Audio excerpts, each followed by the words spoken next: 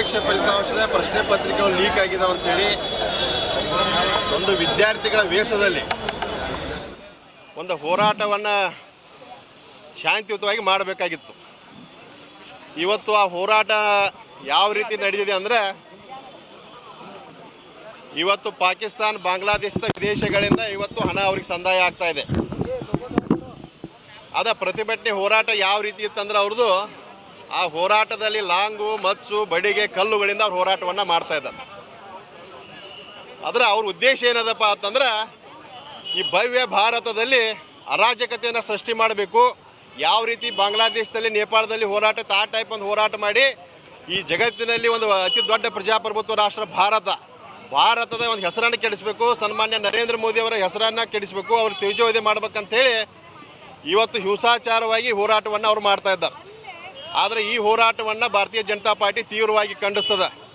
ಇವತ್ತು ಅಲ್ಲಿ ನೀವು ನೋಡ್ಬೋದು, ಆ ಹೋರಾಟದಲ್ಲಿ ಒಬ್ಬ ಮಾಧ್ಯಮ ಮಿತ್ರ ಸಹೋದರಿ ಮಹಿಳೆಯನ್ನು ಯಾವ ರೀತಿ ನಡೆಸ್ಕೊಂಡಾರ, ಆ ಮಹಿಳೆಯರ ಮೇಲೆ ಯಾವ ರೀತಿ ಅವರು ಧುಮುಕಿ ಹಲ್ಲೆಯನ್ನು ಮಾಡಿದ್ದಾರೆ, ನಾವು ಎಲ್ಲ ಮೀಡಿಯಾದಲ್ಲಿ ನೋಡಿದ್ದೀವಿ. ಆದರೆ ಇವತ್ತು ಕರ್ನಾಟಕ ರಾಜ್ಯದೊಳಗೆ ಪಶುಸಂಗೋಪನೆ ಮತ್ತು ಮೀನುಗಾರಿಕೆ ಇಲಾಖೆಯಲ್ಲಿ 80 ಲಕ್ಷ ರೂಪಾಯಿ ಒಬ್ಬೊಬ್ಬರಿಗೆ ಭ್ರಷ್ಟಾಚಾರ ನಡೆದೈತಿ. ಆಡಿಯೋನು ಕೂಡ ಮೊಹಮ್ಮದ್ ಅನ್ನೋರ್ದೊಂದು ಆಡಿಯೋನು ಕೂಡ ರಿಲೀಸ್ ಆಗಿದೆ. ಆದರೆ ಇವು ಯಾವ ರಾಹುಲ್ ಗಾಂಧಿ ಅವ್ರಿಗೆ ಕಾಣ್ತಾ ಇಲ್ಲ. ಇವತ್ತು ಹಿಮಾಚಲ ಪ್ರದೇಶದಲ್ಲಿ ಪ್ರಶ್ನೆ ಪತ್ರಿಕೆಗಳು ಲೀಕ್ ಅದು, ಬೋರ್ಡ್ ಎಕ್ಸಾಮ್ದು, ತೆಲಂಗಾಣದ ಕಾಂಗ್ರೆಸ್ ಸರ್ಕಾರದ ಅಲ್ಲಿ ಪ್ರಶ್ನೆ ಪತ್ರಿಕೆ ಲೀಕ್ ಅದು, ತಮಿಳುನಾಡಿನೊಳಗೆ ಲೀಕ್ ಅದು, ಪಂಜಾಬ್ದಾಗ ಲೀಕ್ ಅದು, ಜಮ್ಮು ಕಾಶ್ಮೀರದಾಗ ಲೀಕ್ ಅದು. ಯಾವ ರಾಹುಲ್ ಗಾಂಧಿ ಅವ್ರಿಗೆ ಕಾಣಲಿಲ್ಲ.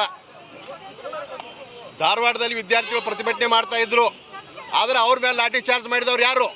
ಇದೇ ಕಾಂಗ್ರೆಸ್ ಸರ್ಕಾರ. ಅವಾಗ ರಾಹುಲ್ ಗಾಂಧಿ ಕಾಣಲಿಲ್ಲ, ಅವಾಗ ರಾಹುಲ್ ಗಾಂಧಿ ಬಂದು ಇಲ್ಲಿ ಹೋರಾಟ ಮಾಡಲಿಲ್ಲ. ಇವತ್ತು KPSC ಒಳಗೆ ಸಾಕಷ್ಟು ಅವ್ಯವಹಾರ ನಡೆದದ, ಭ್ರಷ್ಟಾಚಾರ ನಡೆದದ, ಅದು ಕೂಡ ರಾಹುಲ್ ಗಾಂಧಿ ಕಾಣ್ತಾ ಇಲ್ಲ.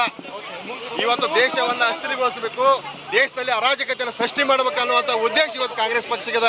ಅದ್ರ ವಿರುದ್ಧ ನಾವು ಪ್ರತಿಭಟನೆ ಮಾಡ್ತಾ ಇದ್ದೀವಿ. ಇವತ್ತು ವಾಂಗ್ಚುಕ್ ಅವರ ಪತ್ನಿ ಕೂಡ ಹೇಳಿದ್ದಾರೆ, ರಾಹುಲ್ ಗಾಂಧಿ ಅವರು ದೇಶದಲ್ಲಿ ನಾಟಕ ಮಾಡತ್ತಾರ ಅಂತ ಹೇಳಿದ್ದಾರೆ. ಗೀತಾಂಜಲಿ ಮೇಡಮ್ ಅವ್ರು ಹೇಳಿದ್ದಾರೆ. ಆದರೆ ಇವತ್ತು ರಾಹುಲ್ ಗಾಂಧಿ ಅವರು ನಾಟಕವನ್ನು ಮಾಡಿ ಇವತ್ತು ಒಂದು ದೇಶಕ್ಕೆ ಒಂದು ಅವಮಾನ ಮಾಡುವಂಥ ಕೆಲಸವನ್ನು ಇವತ್ತು ರಾಹುಲ್ ಗಾಂಧಿ ಅವರು ಮಾಡಿದ್ದಾರೆ. ಅವ್ರಿಗೆ ಭಾರತೀಯ ಜನತಾ ಪಾರ್ಟಿ ಧಿಕ್ಕಾರವನ್ನು ಹೇಳ್ತಾ ಇದೆ.